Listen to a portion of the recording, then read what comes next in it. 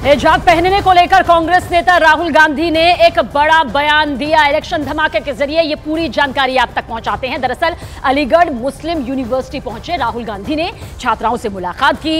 इस दौरान एएमयू की एक छात्रा ने राहुल गांधी से सवाल पूछा कि अगर आप प्रधानमंत्री बनेंगे तो हिजाब पर आपका नजरिया क्या होगा। इसके जवाब में राहुल गांधी ने कहा कि महिलाएं जो पहनना चाहती हैं उन्हें वो पहनने का पूरा अधिकार है। सर, अगर आप सत्ता में आएंगे, अगर आप प्राइम मिनिस्टर बनेंगे तो आपका क्या नजरिया होगा कि एक औरत अबाया और हिजाब पहनकर फ्री नहीं फील करती है? क्या अबाया और हिजाब उतार? देखिए, मेरी व्यू है कि जो महिला पहनना चाहती है वो उसके ऊपर है। अगर वो अबाया पहनना चाहती है, कुछ और पहनना चाहती है, वो उसका बिजनेस है, उसका काम है, उसको अलाउ करना चाहिए। मेरी तो ये राय है। What you wear is your responsibility and your decision. I don't think anybody else should be deciding it.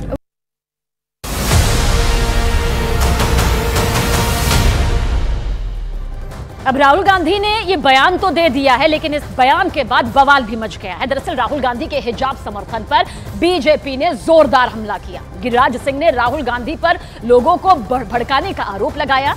Giriraj Singh ने कहा कि राहुल गांधी देश के सामाजिक सौहार्द को खराब करने का काम कर रहे हैं। ये संगीन आरोप उन्होंने राहुल गांधी के इस बयान के बाद लगाया है।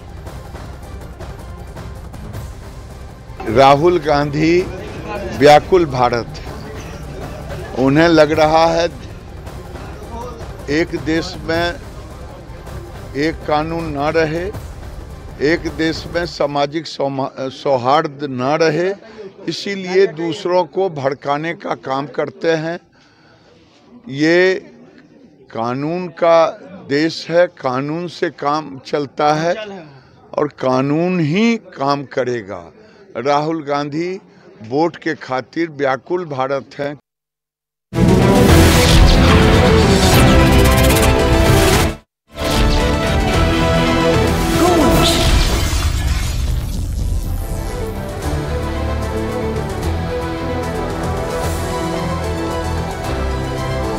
नमस्कार, आप सभी का बहुत बहुत स्वागत है। मेरा नाम रुबिका लियाकत है। न्यूज़ 18 इंडिया आप देख रहे हैं।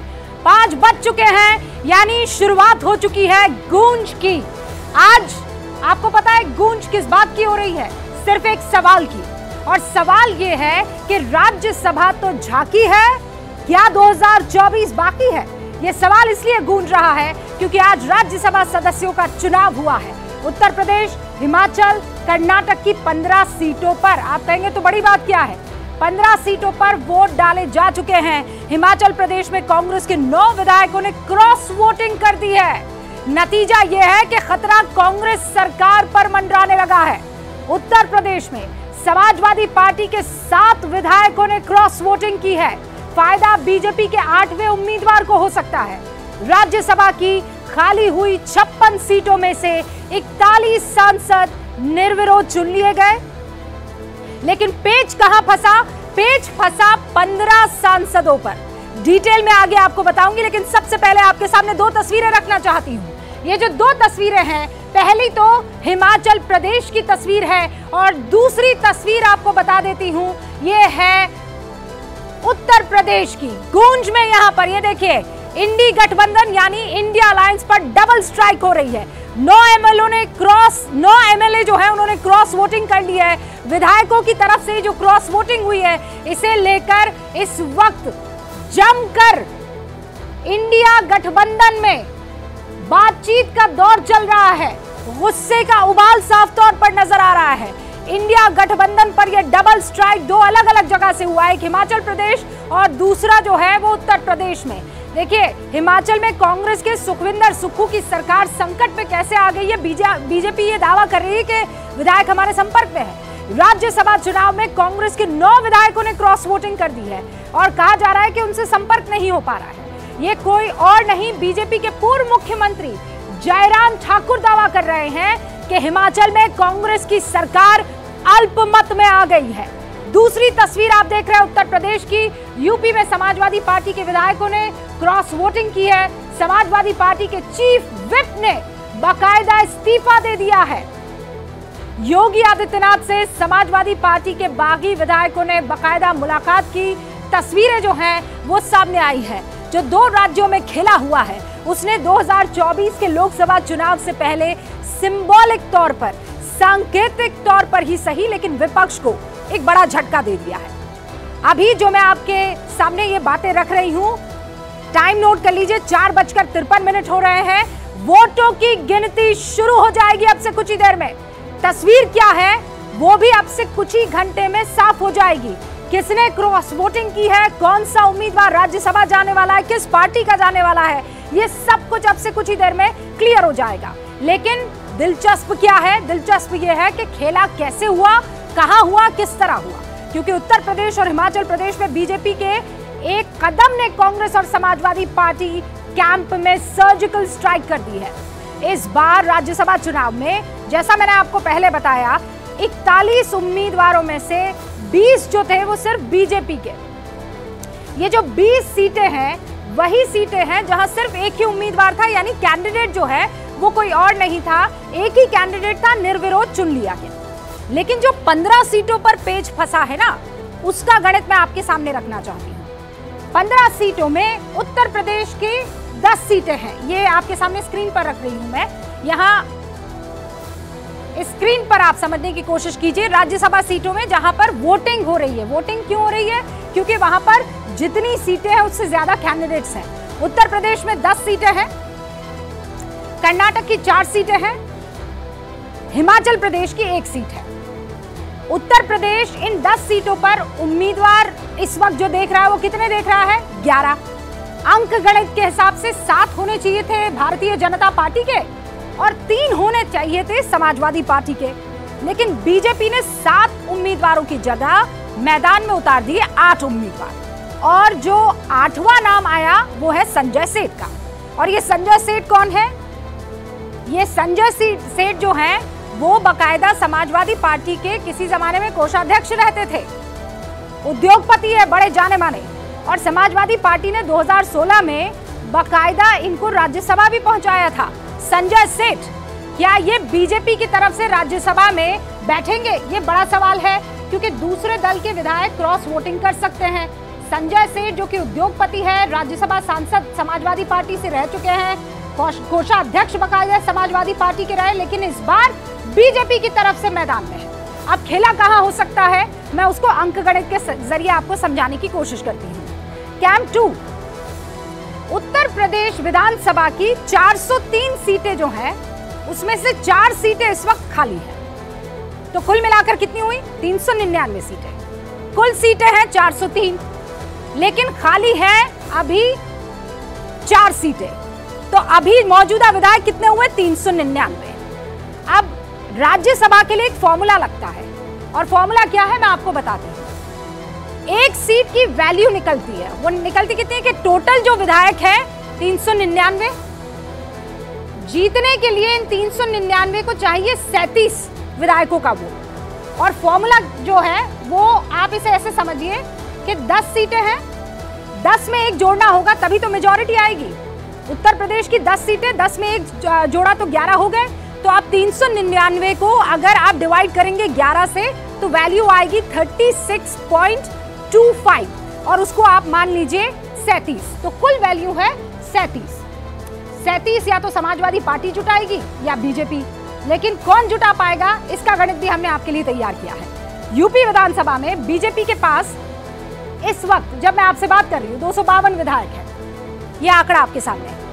उसके साथ अपना दल है 13 विधायक, उसके निषाद पार्टी के 6 विधायक, आरएलडी के 9 विधायक, एसबी-एसपी के सुहेलदेव समाज पार्टी के 5 विधायक, और जनसत्ता पार्टी जो है उसके 2 विधायक। तो कुल मिलाकर आंकड़ा कितना आ जाता है?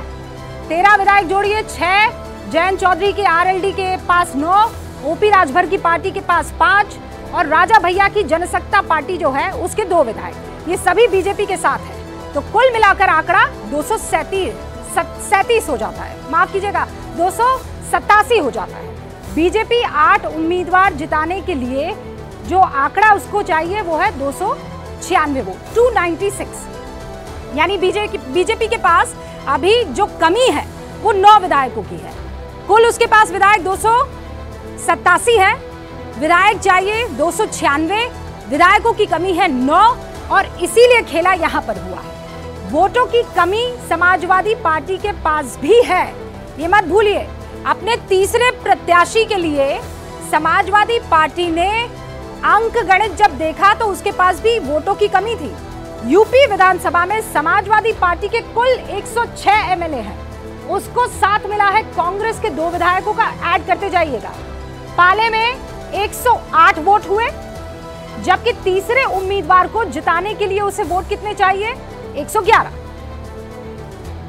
3 वोट और चाहिए। अब ये 3 वोट आप छोड़ दीजिए, क्योंकि पार्टी के जो मुख्य सचेतक हैं यानी चीफ विप, उनके साथ साथ 9 और विधायक जो हैं वो बागी हो गए हैं। उन्होंने बीजेपी के पक्ष में वोट दे दिया है। चीफ विप को मुख्य सचेतक कहते हैं और इसकी जिम्मेदारी क्या होती है? विप जारी करना। विप क्या होता है कि भाई एक लाइन में पार्टी के जो हेड हैं, पार्टी को जो चलाने वाले हैं, उन्होंने कह दिया है कि आपको आना है, आपको इसे वोट करना है।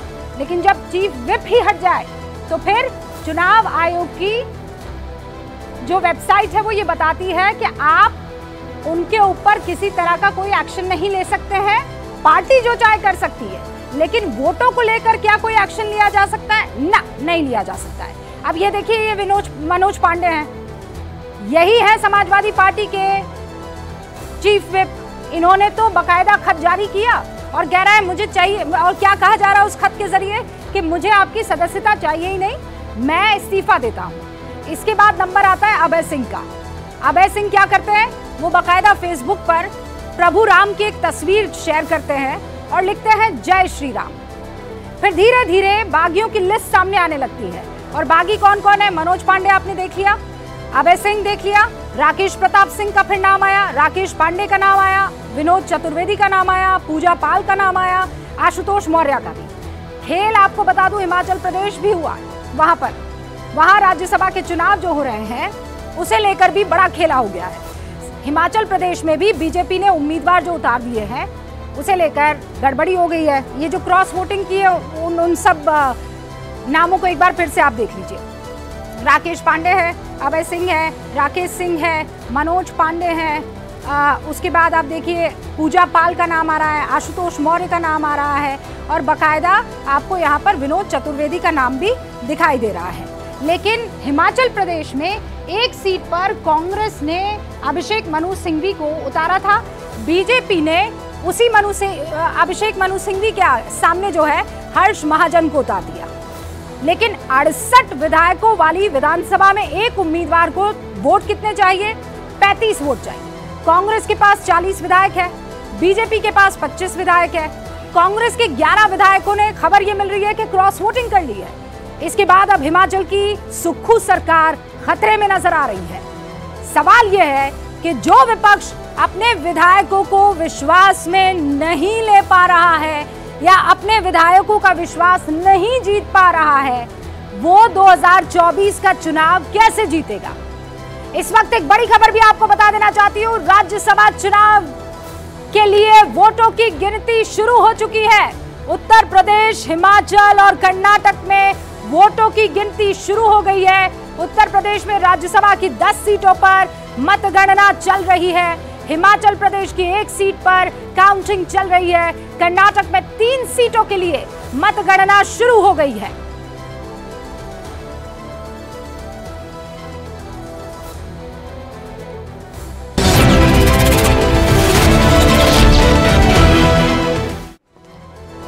और अब मैं दर्शकों को बता देना चाहती हूं कि हमने बकायदा आपके लिए एक सवाल छोड़ा है। सवाल आप लोगों के लिए इसलिए क्योंकि आप न सिर्फ गूंज के दर्शक हैं, व्यूअर हैं, बल्कि वोटर भी। बड़ी स्क्रीन पर सवाल आपके लिए, सबसे बड़ा सवाल ये कि क्या हिमाचल प्रदेश में कांग्रेस की सरकार गिर जाएगी? क्या उत्तर प्रदेश में अखिलेश यादव से बगावत और ज्यादा बढ़ जाएगी? उत्तर प्रदेश में 8 से क्या 80 का रास्ता निकलेगा? और क्या राज्यसभा चुनाव में 2024 लोकसभा चुनाव का ट्रेलर दिख रहा है? इन सवालों का जवाब देने के लिए जो खास मेहमान हमारे साथ जुड़ चुके हैं उनसे आपका तारुफ करवा देना चाहती हूं। आज गूंज में शामिल हो रहे हैं बीजेपी के राष्ट्रीय प्रवक्ता प्रेम शुक्ला जी, समाजवादी पार्टी के राष्ट्रीय प्रवक्ता राजीव राय जी, राजनीतिक विश्लेषक तहसीन पूनावाला, जो कांग्रेस का खुलकर समर्थन करते हैं, और एक्सपर्ट के तौर पर वरिष्ठ पत्रकार प्रदीप सिंह साहब। आप चारों का बहुत बहुत स्वागत है।